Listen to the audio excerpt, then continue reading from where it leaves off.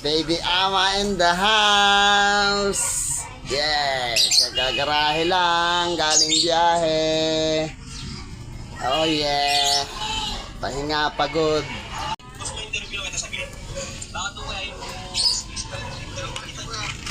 Yeah. Guys, habang nagpapahinga, nandito yung boss ko. Boss, kaway-kaway muna dyan boss, sa vlog natin boss. Samahan nyo kami boss. Guys, to pampawala ng pagod. Liempo, tsaka manok. Okay, dito lang, ganito lang ang buhay. Kapag galing biyahe ng taxi, kahit mahirap ang biyahe, laban lang, may swerte din.